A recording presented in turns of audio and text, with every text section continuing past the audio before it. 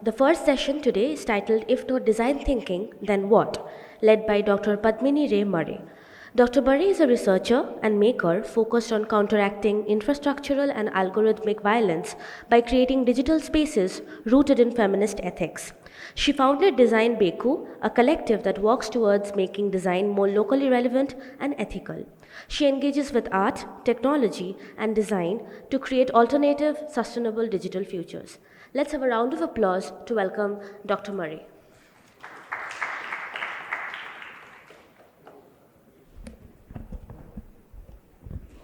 Hi, thanks so much for having me. It's a great pleasure to be here. Can we get the presentation up, please?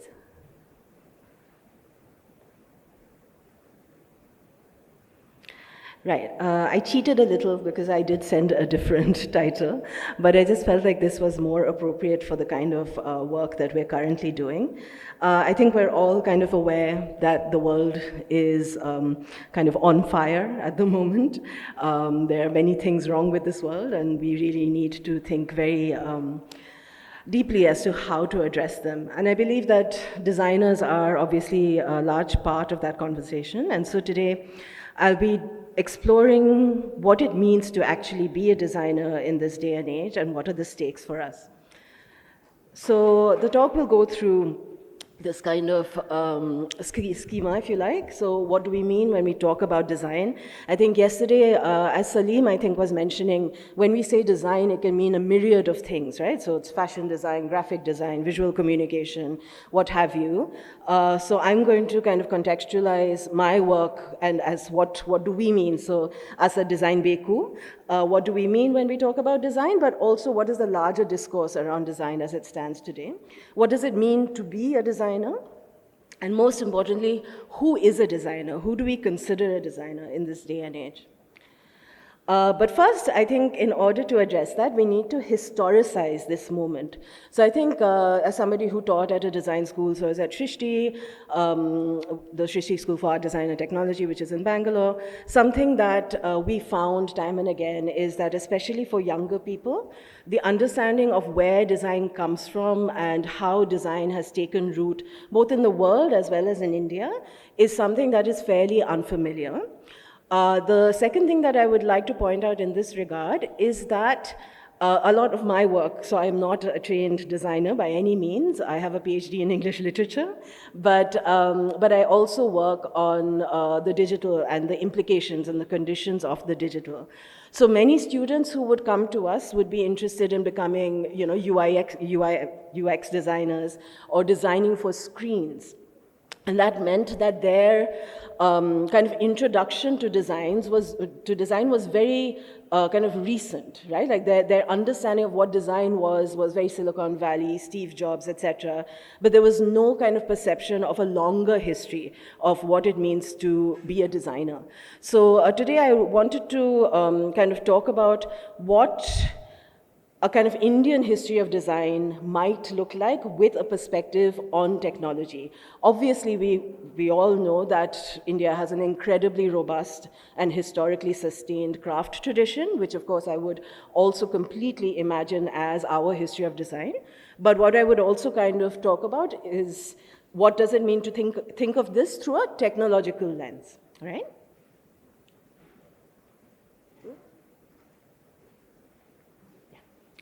Okay, so in his remarkable work, The Technological Indian, Ross Bassett uses this anecdote to illustrate the circumstances that fostered the rise of the Indian IT professional, and in particular, the role that MIT played in this rise as the destination of Indian engineers as early as 1882 onwards. So this idea of going abroad or going to MIT from an IIT, this has been happening since the late 1800s. And thus, this kind of was a big contributor to the idea of what a technological imagination was. So in 1881, as the freedom struggle was gaining a momentum, the headmaster of Pune High School, M.M. Kunte, was invited to contribute to Vasant Vyakhanmala, which was a lecture series that still runs today.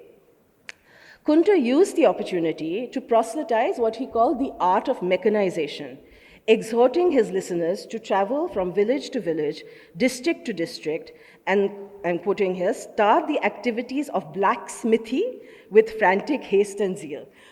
Just for the young people in the room, Industrial Revolution happened because of developments in steel and iron. And obviously the people who were doing this, the mechanics, were blacksmiths and people who created things out of iron and steel, right? So this is part of his talk. He said, for eradicating the undesirable and establishing the desirable in society, there is no option but to follow and spread widely the art of mechanization. If you want to eat, be a machinist. If you want to live as luxuriously as our rulers, bear in mind the rulers are the British at this point, you have to run the machines. If you want this country to progress like that of England, you all have to become blacksmiths. So what I find really interesting here is that we see an echo of very much the kind of spirit that we see now, that if you want to get ahead in the world, if you want India to become a superpower, you must become an IT person, right? You must be working in IT, you must be working in technology. And in the 1800s, we have a very similar kind of sentiment, albeit with a different kind of imagination of technology. So Raina and Habib carefully point out that this institutionalization of scientific study ignores the doers of science. And what do they mean by this? The doers of science were the artisans, the manual workers, and the technicians. And they were ignored in favor of the carriers of science. So who were the carriers of science? They were the scientists, the men with the knowledge. And of course, at that point, mostly men, the men with the knowledge. And this, of course, suffers from a Western Enlightenment bias, which privileges the individual rational thinker. So this idea that scientific progress is only possible because of the thinking of great men rather than coming out of any kind of community effort, right? So this is a modality that is conveniently echoed in Brahminical justifications of intellectual superiority. So as they write, if science is as much social as cultural activity, where tacit knowledge is as important in the trades as in the sciences, then the history of techniques, technical education, and technology are equally important for the history of science as they are for the history of ideas.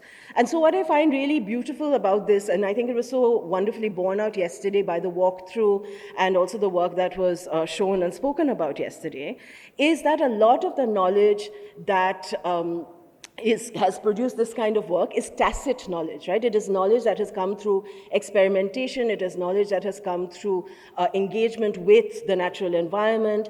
It is not something that has necessarily been established in a lab. These dyes are not a consequence of, a chemical experiment, but they are due to experimentation of tacit knowledge through generations, right? So this kind of doing of science, rather than just thinking and writing about science, what Habib and Raina are gesturing to is that there should be attention paid to that kind of doing as well as the thinking, right? So these techniques, I would argue, this history of techniques is what I believe constitute design practice, though this approach has been largely neglected in post-colonial and subaltern work. So I'm quoting here from a really excellent essay. If you're a design student, I would encourage you to read it. It's by Arindam Dotto, and it's called Design on the Global Reuses of the Word. So he did a detailed study of the Department of Science and Art. So the Department of Science and Art, the DSA, was a British 19th century institution. And it laid the foundations of what we have now come to understand as design. So what Datta does is he traces the shifts in register of the word itself, disegno, which was used by Vasari in his Lives of Artists to describe the tension between the object of art and its depiction. And it was used more in the sense of draftsmanship, right? So like a designer was somebody who drew. But the modern conception of the world came to be, as he describes it, distinctly invoked as a displacement from the classical problems of mimesis. So this idea of looking at an object and drawing it. And then its key deployment was to intervene in the unruly vicissitudes of the marketplace. And this is at the core of my argument, that how design has been maybe not appropriated, but how the history of design is inextricable from the history of capitalism and the marketplace. So design was created to use the design was used to create the illusion of choice in a world of mass-produced identical objects. So if you think about any supermarket today, you go in and there's 17 kinds of, say, washing detergent, and they all do more or less the same thing. But what is it that differentiates them to the consumer is design, the way it looks, the way it is packaged, the way it is advertised. So that is the role that design kind of begins to play. And bear in mind, this is the end of the 19th century, so it is the kind of the peak of colonial power. And so this illusion of choice, creation of this illusion of choice, is what design was actually being used for. But then there was a kind of an anxiety about this kind of work, but also what does it mean to be a designer and be credited for your design, right? So there was an anxiety that demanded a reinforcement of intellectual property rights. And the mind behind the DSA, Henry Cole, hastened to reform patent laws on the eve of the Great Exhibition of 1851 so as to punish any form of counterfeit. So I find this fascinating because it's the same thing that we're seeing even now, the kind of anxieties around plagiarism, the anxieties, and now with AI even more so, the anxieties around who owns a piece of art, who owns creation, right? The creativity of that object. And how does one get rewarded for it, right? So the Great Exhibition of 1851, which was this historical event that showcased the colonies, the Indian Gallery was second only to the British in scale at the Grand Exhibition. And the quote-unquote Orientalist designs of the Indian craftsperson was in such demand that they were immediately imitated by British and European designers, who then hastily copyrighted them under their own names. So we see a complete reversal of what we know now, that, we are constantly aping the West, we are constantly copying from the US or whatever. At that point, it was going the other way, that they were so enamored of Indian design, or what constituted Indian design, that the British and the European craftspeople kind of rushed to replicate them. But what they then did is to copyright them under their own names. Now, as we know, when we look at craft, when we look at art in this country, largely because it is considered a community endeavor, the idea of individual intellectual property is fairly recent, right? Like, so for example, Ajitha he's put his signature to these works, but that is very, very unusual. And I would suspect, I would like to know whether this is the case, that because it is in a gallery setting, it bears a signature. Right, but if you are buying, say a wall hanging, which is a piece of craft, it's not necessarily attributed to one person, right? So there's a difference here between how design is kind of instrumentalized into this idea of intellectual property and copyright. So this sort of appropriation, of course, we do see today, even now, are still performed by dominant caste designers with regards to the craftspeople that they employ. But this was, at that point, obviously, a very colonial response. So as to those Indian craftspeople, they were attributed to some sort of noble savage-like disposition, which implied that there was no skill in what they achieved. So the British response to some of these craftspeople asking for attribution was, quote, every ornament rises naturally and quietly from the object decorated, inspired by some true feeling. So basically this is very kind of Victorian archaic language, but basically what they're trying to say is that, these kind of people, they are close to nature, they are noble savages, so for them, they are not thinking when they are producing this work. It is an outpouring of their natural temperament, so therefore, it is not intellectual property. Right? So they're using that argument to prevent giving credit to the Indian craftspeople. And there's actually another quote that says, this is by Thomas Webster, he says, in fact, we should not imagine that the Orientals and so this is talking about, I don't think this is there. It's okay. Yeah. The Orientals, and he's talking about Saracenic design here, in the period which they constructed the buildings, had a well-defined theory on which to base their richly varied intention. The Arabs made use of geometry without understanding the science of geometry. So all of these incredibly beautiful Islamic and Arabic, structures, which are so kind of mathematically precise, according to the British, was just somehow happened without any understanding of the science. So I think what is really interesting is now coming to the idea of who trains a designer, is to think about kind of the idea of the university and education. So the establishment of the 19th century liberal arts university was a British strategy to train their Indian subjects for the administrative service, thus purely seen as a utilitarian endeavor. So the contradictions between the educational goal of knowledge for its own sake as opposed to useful knowledge had little purchase in the Indian context. So basically, the British were invested in training Indians to work in the service of empire, but they were not terribly bothered about educating Indians about their own realities and how they might kind of navigate them. So in contrast to this, the history of design education in India owes much to the initiative of the first post-independence Prime Minister of India, Jawaharlal Nehru, who committed to the industrial development of the newly inaugurated republic, invited the noted American designers, Charles and Ray Eames, to visit the country to assess the impact that nascent industrialization would have on the extensive craft sector and its small-scale industries, and to assess the appropriate management of design processes. And here I'm actually quoting Professor Chatterjee.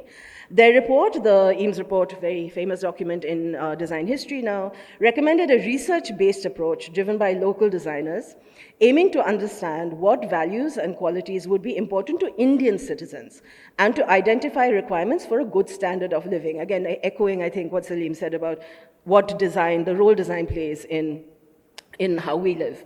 So in order to produce these designers, the report recommended the creation of a National Design Institute, which resulted in the opening of NID, India's first modern design school in Ahmedabad in 1961. The initial design curricula and pedagogical approaches implemented at some of the earliest Indian design schools, NID, IDC, IIT, and CEPT, were all heavily influenced by the Ulm model, which was researched, developed, and crucially documented by faculty in Ulm, Germany, during the period 1953 to 1968. In particular, the already internationally established Vorkurs, or foundation course, as promoted at the Bauhaus, also became a staple of design education at these national institutes. And latterly, places like Shrishti, which is not a national institute, also embraced this idea of the foundation. While the founding faculty members were keen for NID to absorb the best examples of design education from around the world, they were also wary of the excessive influence from any particular foreign school, which was understandable given the perception that the preceding art education introduced by colonial powers during the 19th century imposed Western tastes, destroying the confidence and the expression of Indian craftspeople in the process.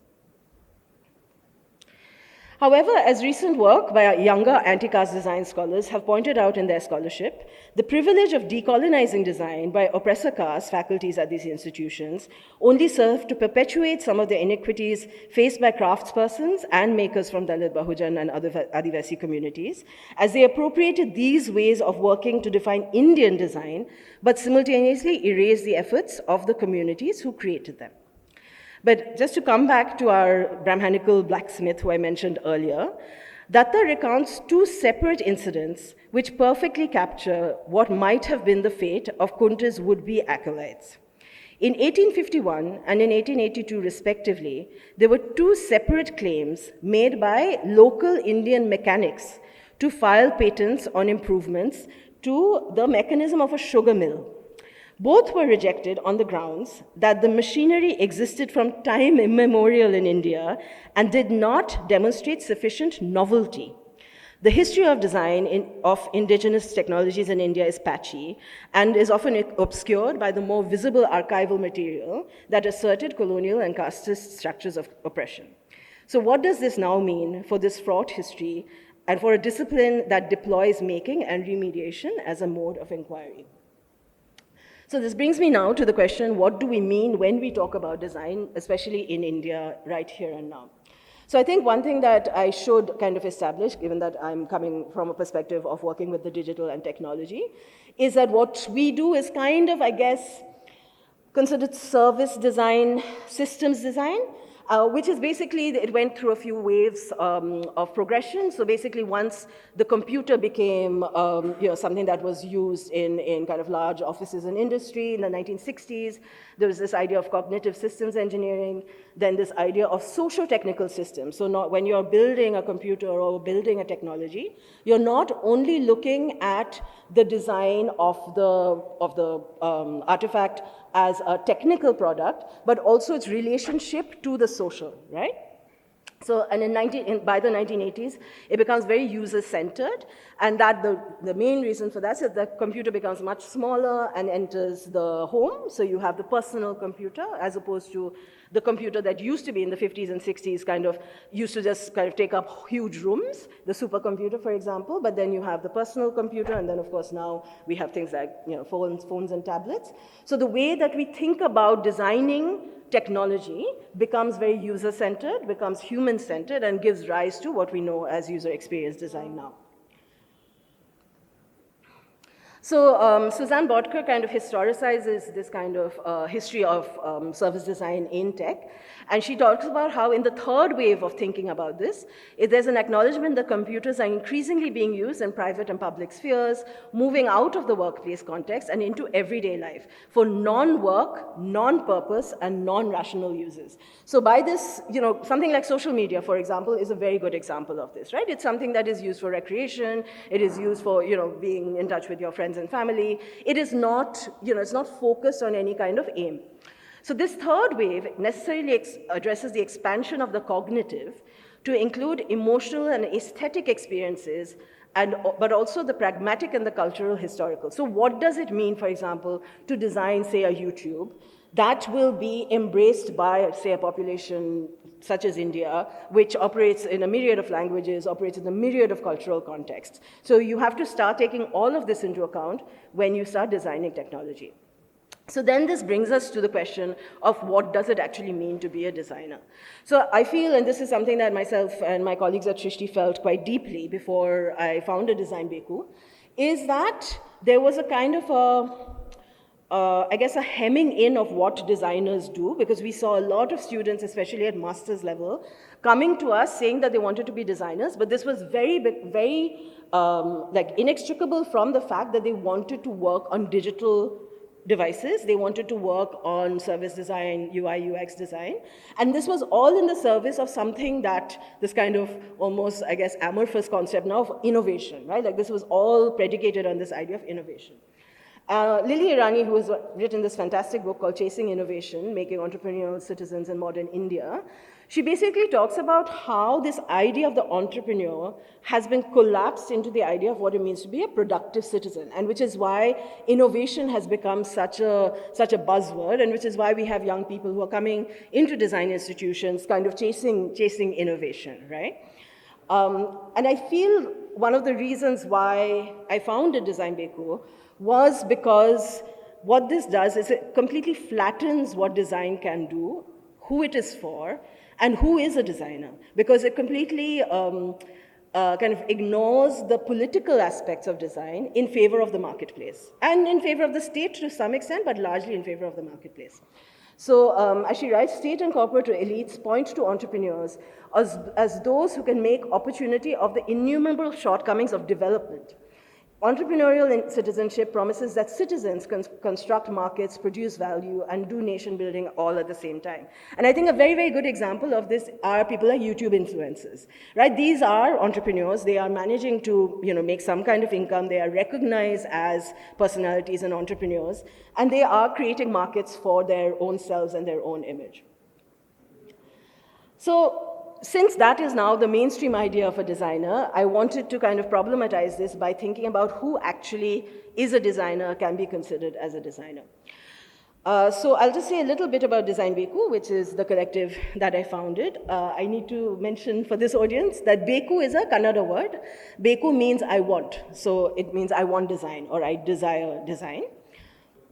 So we are a collective for co-designing responses to complex socio-technical challenges with communities. So we basically look at the way that communities are encountering, engaging with technology, and what and how does one intervene in those interactions, and then how does one work with a community to co-design technological responses or infrastructural responses to what they are using.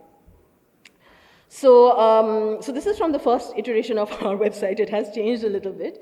So we explore how design can be decolonial, local, and ethical. We work with contexts and collaborators, not clients. And I think this was important to us because at design schools, at least at Trishti, we definitely saw a propensity to involve communities in grassroots contexts and elsewhere. Which was commendable, but what would happen often, especially in their fourth year, is that students would come in, they would work on a project, and then they would leave.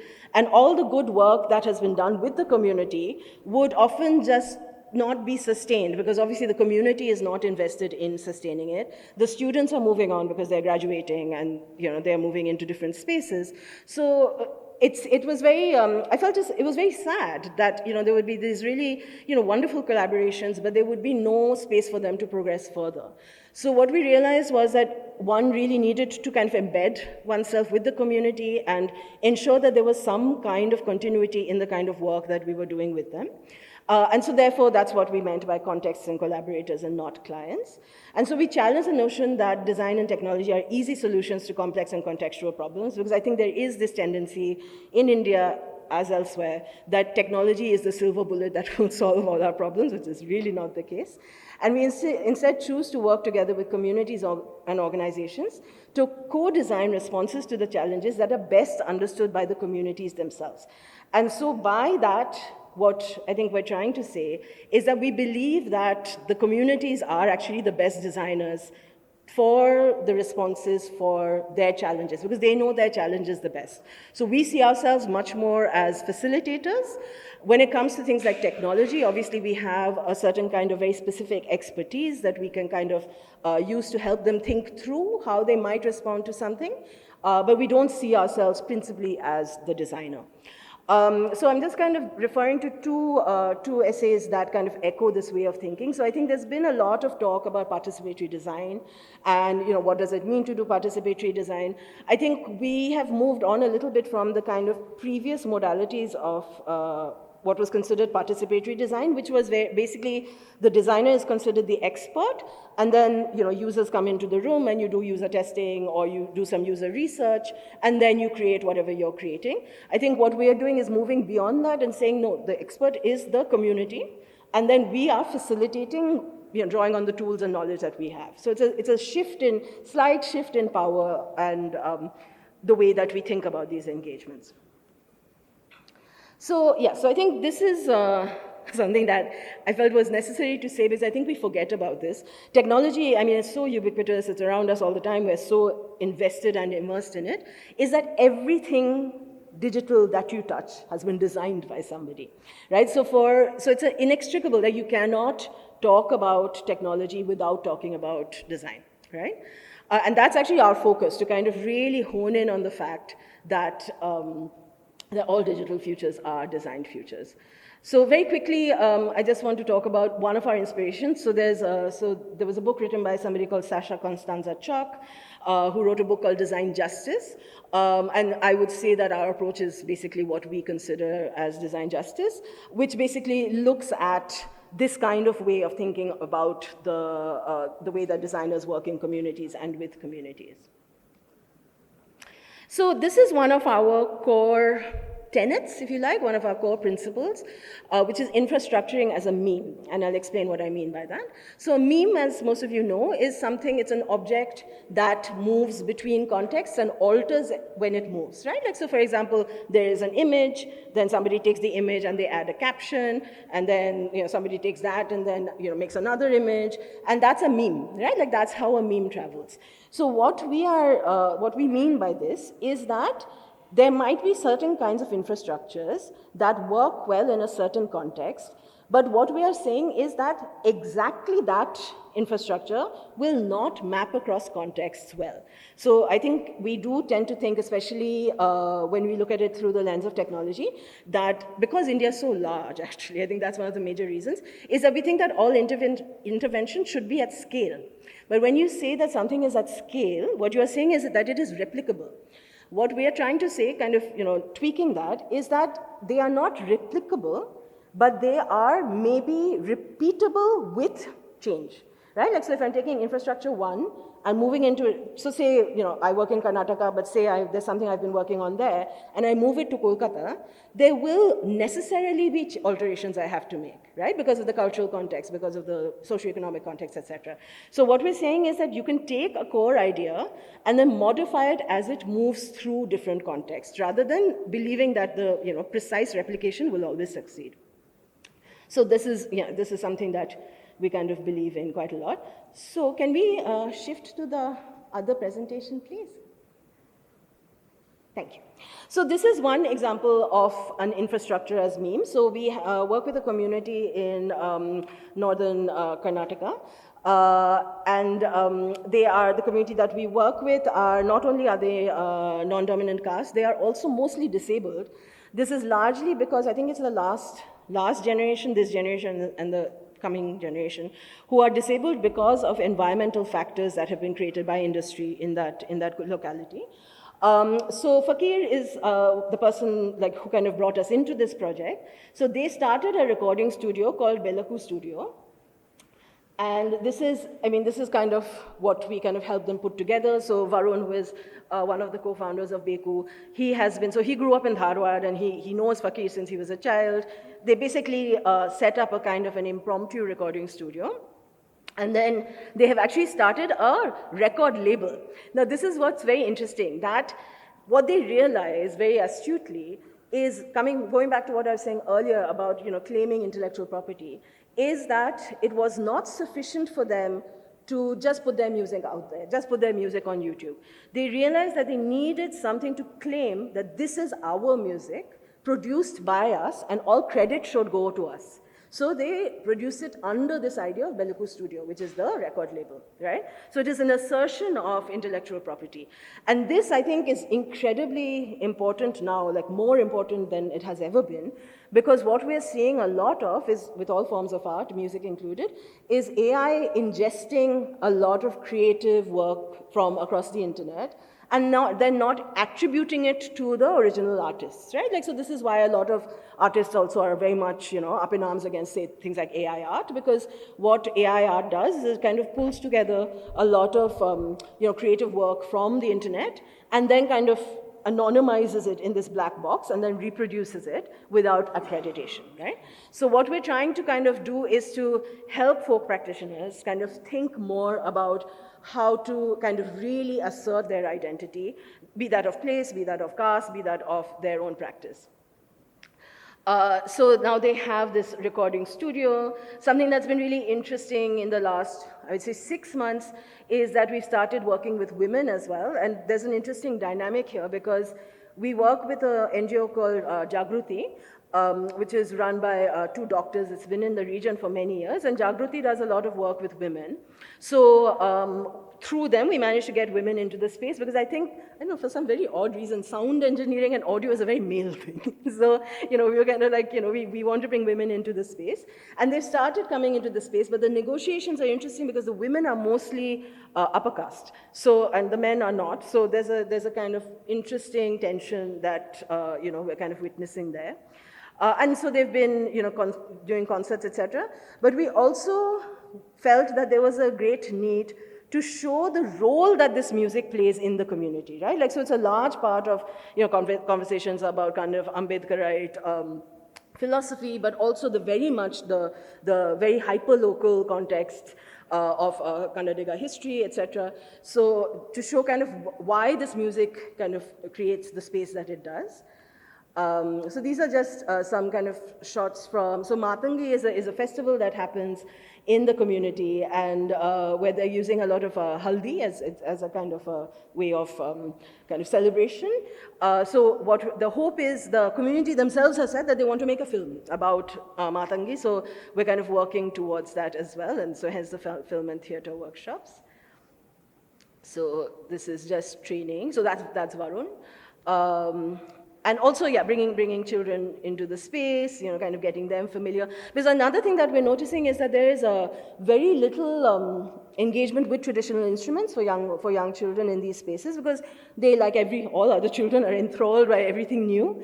And there's a lot of, they're very screen first, right? Like, so I'm noticing this with young children across the board, no matter what socioeconomic background.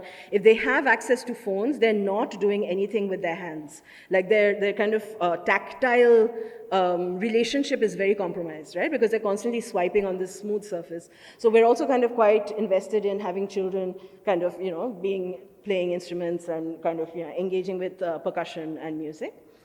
So this is a theater workshop. And also a question of kind of, we didn't want them to be operating in a vacuum, because we were thinking that, if they want to make a film, they should see what film can be, right? And like, obviously they are, I guess, exposed to, Bollywood, etc. But there are different kinds of film, different kind of genres of film. So kind of showing them a range of different kinds of film. This is another example of the kind of work that we're doing. So this is Sadhana Mahila Sangha. As it says, it's a community made up of sex workers. And they are very interesting because they, I think 15 years ago, made a play about their experiences as sex workers. And as a consequence, have managed to kind of establish themselves as kind of very significant in the kind of folk theater space, so to speak. And now they want to make a film. So what Varun has been doing is that he had done this for a previous project as well. So there was a film on mental health that had been commissioned by the Wellcome Trust. And what he did was that he trained everybody. So I think it was one waste picker, 2 sex workers, I think 1 auto driver, and two waste picker, like from the Punakarmika community. What he did was he trained them to film. So they end up making the film. They do the film, they kind of create the film as they so wish. So Varun's only intervention, so to speak, is the cut, like the edit, right? And I think there were 3 different edits that ended up happening. And so this is very much in keeping with our spirit of, I think finally it goes back to what I think Salim was saying yesterday about circularity, because it is a kind of maintenance and distribution of a certain kind of knowledge that is usually quite gate-kept, and kind of allowing and pulling people into these spaces that they might not have access to. So that's some of that. And the last thing that I wanted to talk about, how are we doing for time? Oh, no one's keeping time. Okay, all right, good. Can we switch the film? Okay, I'll just give some background and then we can play it. So when we talk about communities, we're not only talking about grassroots communities, etc. At Beku, we also kind of work with different kinds of communities, and one of those communities are the disabled community. And so what we did last year was we did a series of 4 workshops with people with disabilities across 3 cities. And the audience for each one of these studios, I think 85% of the audience were people with disabilities. And what we were really keen to understand is how they encounter technology and how are they being able to use technology or not, as the case may be. Because something that we realized, and this I kind of learned from my own interactions with designers and developers who work in the digital ecosystem, is that most people who work in that space are not trained to design for people with disabilities. They might have maybe been asked to do like an accessibility module or something, but it is definitely, like at Shrishti, for example, we did not offer a course on designing for disability.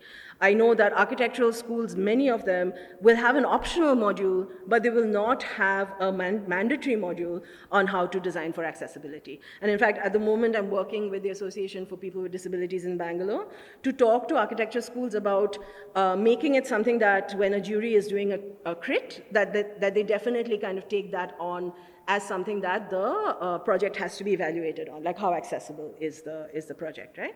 So what we found was that people, obviously their lives are made easier by the use of technology, but there are still many kind of obstacles that they encounter when they are using digital products, and it's of course incredibly frustrating. So what we tried to do was to kind of, like, what I asked them to do was build what we call dream machines.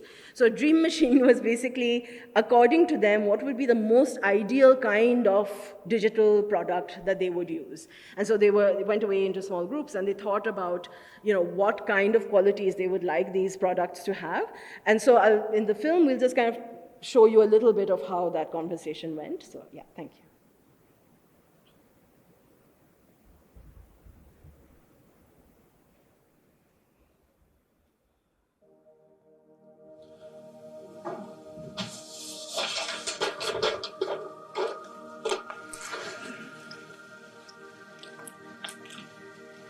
Okay, perfect.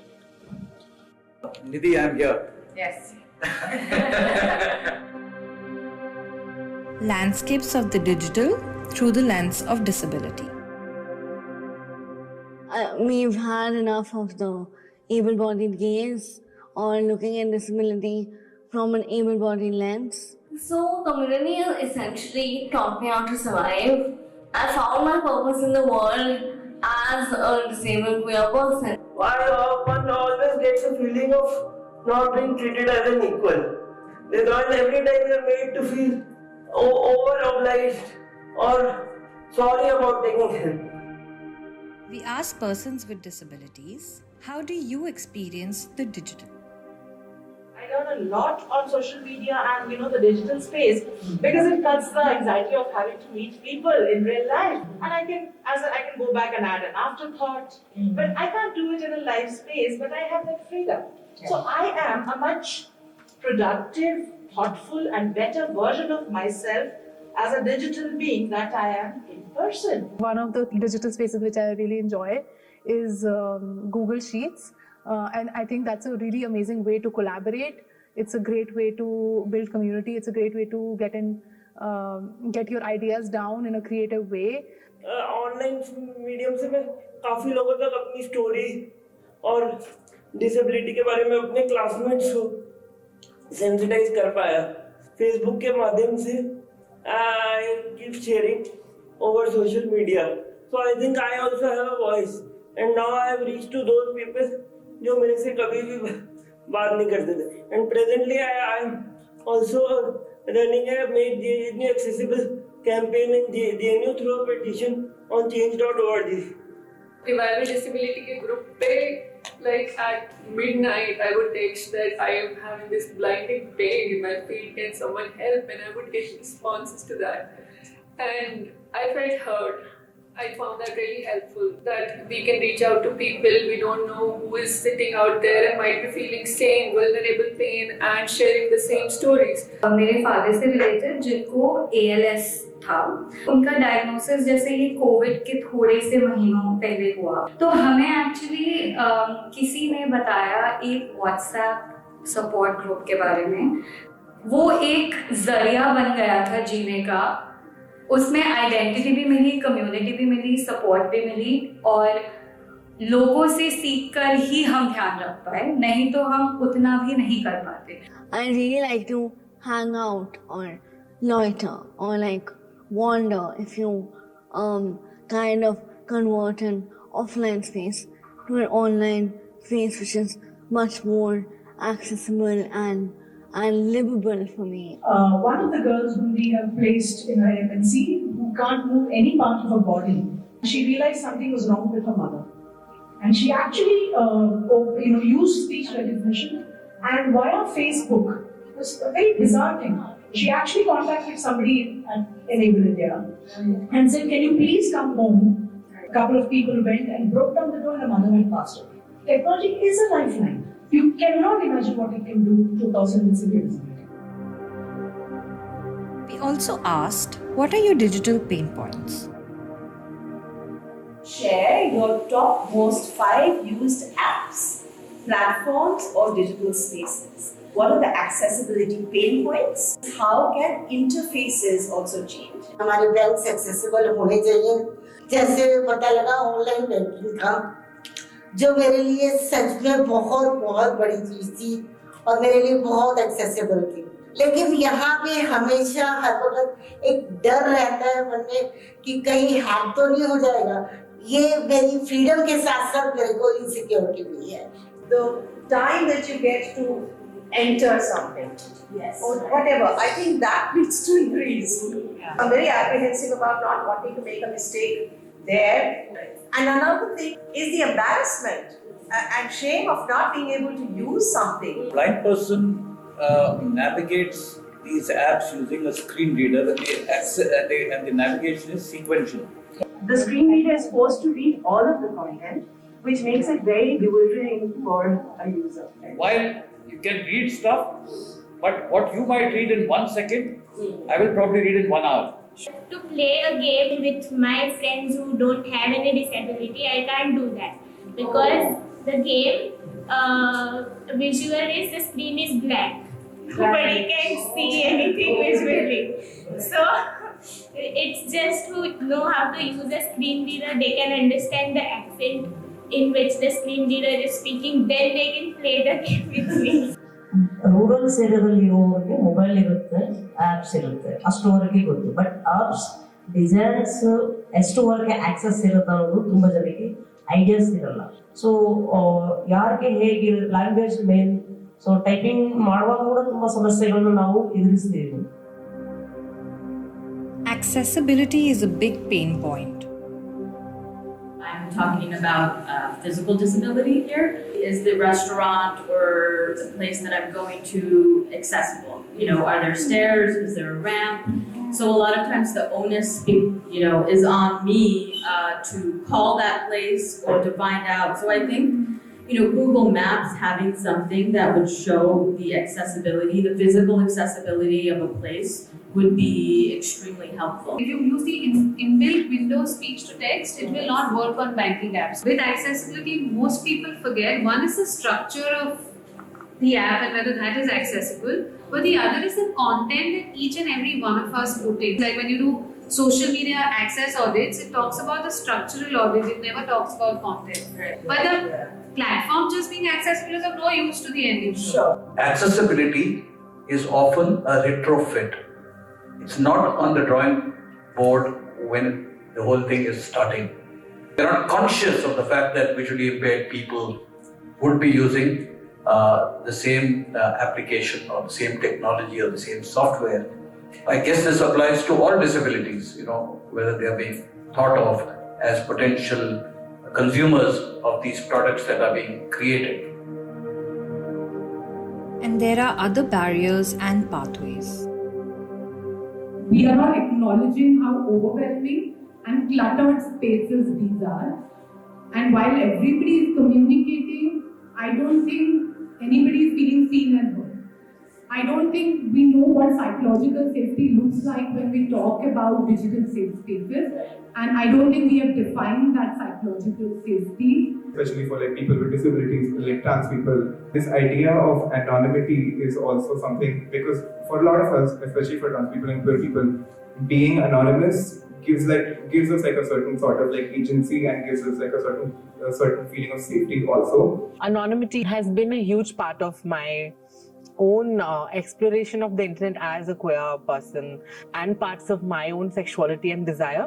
A lot of these anonymous accounts approach me on my Instagram where they're expressing desire essentially. We all, the ones who have cars, you usually have this mobile traffic app. And if you put in my number plate, you get all my details.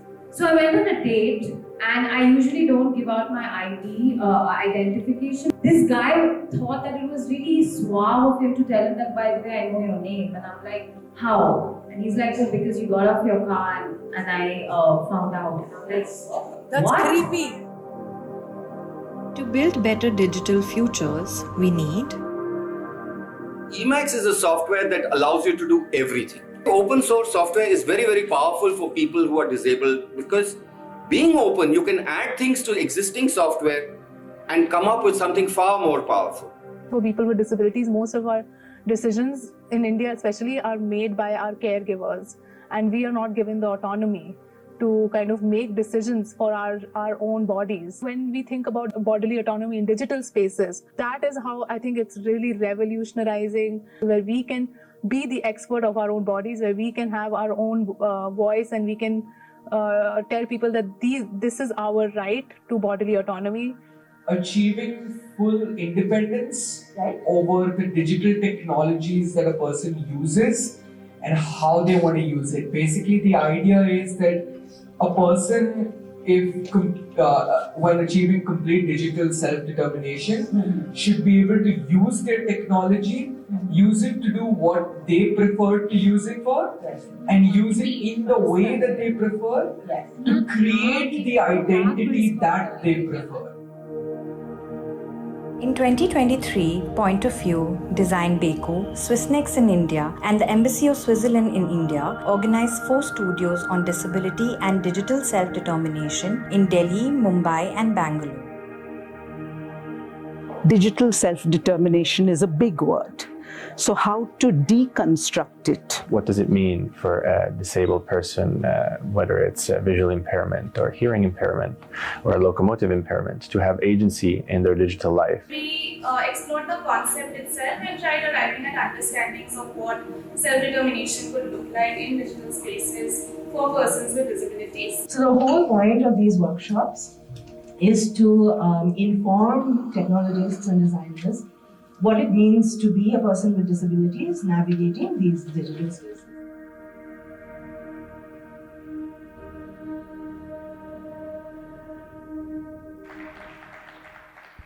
Thank you. I think, are we out of time, or I'm happy to, yeah, shall we wrap up?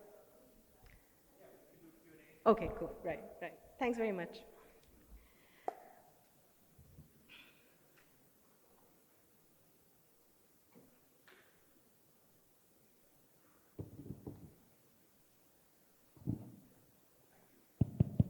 Thank you, Padmini. I feel like we could have done this over a course of a day, actually, because you packed in so much information in such an articulate way, but I felt like each of those topics that you raised could be a standalone, conference on its own. So thank you for this kind of like grand overview of the field, which I thought, I knew about, but so many revelations, so many things came to mind, and I think the work that you're doing and the networks that you're connected with, doing incredible work. So firstly, thank you so much for being here today.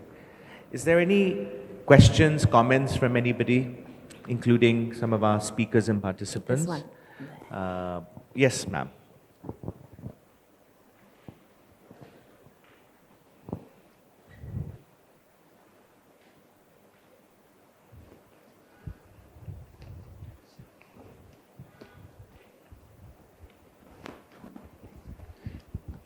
Thank you for that presentation on design. It's just more of a comment, not just a question per se. I have actually been following Don Norman, basically the pioneer of UX, because now when he was actually talking about UX, and his more agenda was to bring in user experience for a better world. So somewhere I feel it can be also termed as something designers can look into. I feel so, but I'm not a designer. I'm an artist by profession, and I do social art practice. And this is one, and another thing which I wanted to know about from you is about Beku. Beku is very much into community-led projects, right? So how long have you been doing this kind of projects? And do you think that whatever project you do, there has to be a certain timeline, right? So these timeline, how do you enter a community and how do you exit that community and what is left behind? Because when you're working with communities, because I work with communities, so that's one thing we are very conscious about. So yeah, that's one of my questions. Thank you. Okay, great. Thank you. Thanks for that. I'll address Don Norman first. Absolutely. I mean, Don Norman obviously was and is a pioneer in the field. But I just realized that I'd said that the talk was going to be, if not design thinking, what? And I think I'll use this opportunity to kind of talk about why not design thinking. So I think something that we forget, largely because we are meant to forget it, is that technology as we currently use it and experience it is purely driven by corporations, right? Starting from Google to your Facebooks to your Meta, nobody is doing this because they care for humanity. They are billion-trillion-dollar industries, right? And so design thinking was originated by IDEO, who are a strategic consulting firm, but what I think is much less known is that they used to be manufacturers. And when they realized that China was outdoing them on the manufacturing front, they were scrambling to find some way to make themselves relevant. And design thinking was basically what they came up with. So design thinking is basically a way for us to continue to consume products. It's as simple as that, right? I think we also again forget that all technology we consume are products. Very, very few of what we are using is open source. And so I think it is unmistakable that the hand of the market will shape design and does continue to shape design. So for example, one of my favorite examples of this is something like Google, the search engine. The reason you see results in the order that you do is driven by an algorithm that is basically auctioning the... Your phone is listening to you now. Yeah, clearly, yeah. So it's an Android phone, so yeah. So basically, I think that is one thing that's worth remembering. I think Don Norman has also been critiqued by younger scholars because of the kind of overwhelmingly kind of Anglo-American kind of perspective. I think there's a lot of really interesting young designers from, say, Latin America or in India who are kind of pushing back a little bit on that kind of narrative.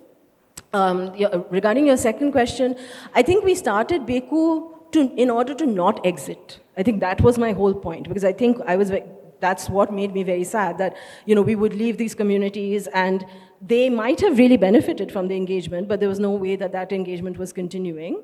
And for the designers themselves, and I completely understand that reality intervenes. I have many students who would come to me after they finish saying, oh, I joined Google, I'm so sorry. And I'm like, no, you are a young person, you are allowed to earn money, that's fine.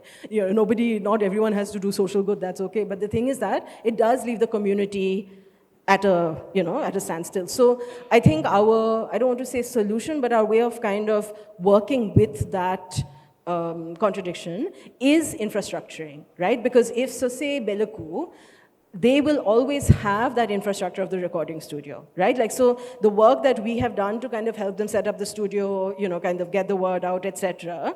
Now they are equipped, because a lot of this is just about material conditions, right? Do they actually have the infrastructure, especially now that technology plays such a huge role, do they actually have an infrastructure that works for them? Right? So I wouldn't say that we would willingly exit a community. How we enter a community, I think that's a very good question, because there were two other people at Beku who left last year, and it's because we kind of disagreed on this kind of way of thinking. They are very focused on place-based work, which is commendable, but I think some of the other folk at Beku were a little concerned as to who invites us into those places, right? So I think so far, all of the projects that we've seen, we were approached But of course, in order for people to approach us, they have to know our work. There's all of that. So it's not as seamless as one would like. We like to believe that word of mouth it gets around. In Bangalore, we're well known, so things like that. But I don't think there's a circumstance where I would just want to go to a community, blind and just kind of say, hello, we are doing a project here. Like, I don't think that's something that we would do. So, yeah. Yes, ma'am. That was a very wonderful presentation. Thank you so much. One of the things that I was thinking of when you were presenting is that what are the ethical practices that you keep in mind when working with communities, especially since technology and power go hand in hand. So how are you negotiating power there and your definition of community there? And the recording studio is a very interesting shift in terms of music. So when we are taking folk music, say, into the recording studio, what is that, how are you seeing that shift? Or other things to keep in mind there? Sure. Thank you so much. Question. Yeah, it's a great question. I mean, I loved your presentation yesterday, so I felt like we were definitely speaking the same language. So yeah, I think with regard to ethics, I mean, I didn't show that slide, but we have a slide of principles, I guess. One is, of course, enriching and not extractive, right? So the interaction has to be enriching for both parties. I think something that we've seen a lot is designers in the name of user research, it becomes very extractive. And why are we there? I mean, I feel like many people do ask us that. And also I feel that there's also become a kind of a rehearsed script for people who are engaging in user research. So I know, for example, colleagues who've worked in, doing user research for financial apps, banking apps or whatever. And they've gone to a village or a town to ask them about their use. And they know that they are there for that purpose. So it's almost, they're not necessarily even giving the authentic response. They're just giving the response that they think they should say, which is, of course, not helpful to anybody. So I feel like, so we want to make sure that if there's any kind of interaction, it is enriching for both parties, and everybody knows why they're there. Why are we there? Why are they there? So on and so forth. I think everybody being the experts of their own experience. I think, that is actually, I think, at the heart of what we do. That, there is no way that me as an incredibly privileged woman, Savarna woman, will we ever be able to appreciate the circumstances and the conditions of somebody who is not so, right? And so they are definitely the expert in their experience, or expert of their experience. What we can do is to kind of expose them to what are possible directions or opportunities in which they can respond and create a solution for themselves, rather than us being the ones, creating the solution, so to speak. As you say, technology and power, of course, are very entwined, and I think in this country it's very hard because, 95% of the country is on Android, so everybody is already in this Google ecosystem, which of course we know there's a lot of surveillance and all of that, those are all issues. But I think what we do try to do, and I haven't shown that today, but we also do quite a lot of work on advocacy and just educating people about tech. Right, and that's not necessarily somebody from a socioeconomic disadvantaged socioeconomic background. Like my parents, who are highly educated but over 70, a lot of the things that they experience when they're using technology are things that they don't understand, right? And I think there just needs to be a overall, everyone needs to understand how technology works because it dictates everything we do. So I think, a lot of our work is also about what is an algorithm? What is a platform? How do they make a difference to your life? All of these. So we also do a lot of kind of advocacy and education around that, or try to. So right now, the next big thing is, what is artificial intelligence? I think if I ask people in this room, everyone has a different answer. So, so what does that look like? So I think what we try to do is just kind of create opportunities for people to learn more about tech in order to work well. And I think, the core principle is also an ethics of care, that whatever we're doing carefully and slowly. We're not big believers in speed. Because we feel like change has to be incremental. It has to be slow. So that's... I have a question for the audience. Raise your hands if you've used AI in your creative work, or if you've used AI in general in any way, shape, or form. Pretty much everybody. Pretty much everyone, yeah. And for your design and creative work, have you used AI? Less. Less, okay. Thank you. Mental note. Yeah, I mean, I think something that's really interesting to me actually is that the conversation about AI is, I mean, it feels so recent, but obviously, I mean, Google has been powered by AI for decades, right? Like, just not so sophisticated and not public-facing. That's what changed the conversation, right? Like, ChatGPT happened, people became, like, exposed to the fact that they could interact with AI, and I think that has changed the whole conversation. But, yeah, for anyone who works in tech activism, it's something that we've known for a while. We will wrap up there. Thank you very much. We're going to break now, and we will be back. Somebody, yes, Professor Chatterjee, please. Just want to thank you. Artificial intelligence. Just a word that you've packed so much into your presentation that it's a bit of an overkill. What doesn't know where to start. Thank you also for dismissing the earlier subject. Because one of the problems that I think we are facing is how we use these terms and this language, right? You've just made some statements about design thinking. I think that whole term needs to be thrown in the waste paper basket because it's the design process that is important. And that's been going on for one hell of a long time, right? So now these crash courses on design thinking, which management schools give you, is another way of making a fast buck, but doesn't leave you any wiser. But since we are talking about design, I just think the audience should understand that you are sitting in a space on a subcontinent which represents the world's longest unbroken tradition of design. Absolutely. Unbroken. There have been other traditions, but they have been broken. This one did not break, right? From the earliest Harappa, Mohenjo-daro to now. Absolutely. However, in none of our languages do we have a single word to define what you are, the professional designer. That professional that came to India through NID's founding in the 60s and the India Report. Now that's something to reflect on.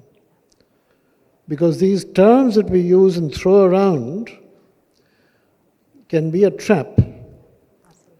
We're hearing several times yesterday and today about the market driving things, about the market taking over, about the market using artificial intelligence to take away your right to creativity. Please understand that the market has always been there. And it's particularly important that you understand this when we're sitting in this particular space, in this particular city. Because design education did not start at NID. It started in 1919 at Vishwabharati. And the person who started that was Rabindranath Tagore. And what he tried to do in his design experiments, he opened a shop in Calcutta. And his design experiments failed, and he gave up. So design education starts in Vishwabharati, but Gurudev gives up. And why? Because of the caste system in creativity, right? People could not understand what he was doing. They couldn't understand this reference to the market. They thought this was commercial art. We don't do that at Kala Bhavan. Okay? So I just think that you must, someone like myself who came into design, I did not know any of this. Until some years ago, I and my colleagues at the Crafts Council of India came to Vishwabharati because we were so frustrated with what was happening in the craft sector that we said, let's go back to where this all started and see if there's something we can learn from him and his community. In the process of that, we discovered all these incredible details and also discovered that nobody in Vishwabharati gave a damn. didn't give a damn to the fact that design education had started there in 1919, more than 100 years ago. And why is that important to you as people who come from the design world? Because Gurudev had gone to the Bauhaus that year. What he did there, what he spoke there, what happened with Gropius, God knows. Because Vishwabharati doesn't give you access to the information, if there is information. But he comes back and starts these experiments, which I came across by sheer accident in this city, going to an exhibition in Lake Avenue, the Birla Center, where there was the tribute to one of the masters at Kala Bhavan, and in his diary, telephones, crockery, cutlery, furniture, created at Vishwabharati.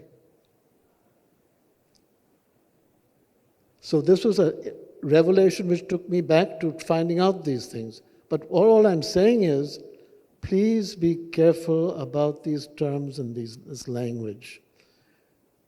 Use your own mind to find out what's going on. Please do not think if you're a designer that the market is against you. The marketplace is the only place where your existence and your integrity as a designer is tested, and where design gets a value.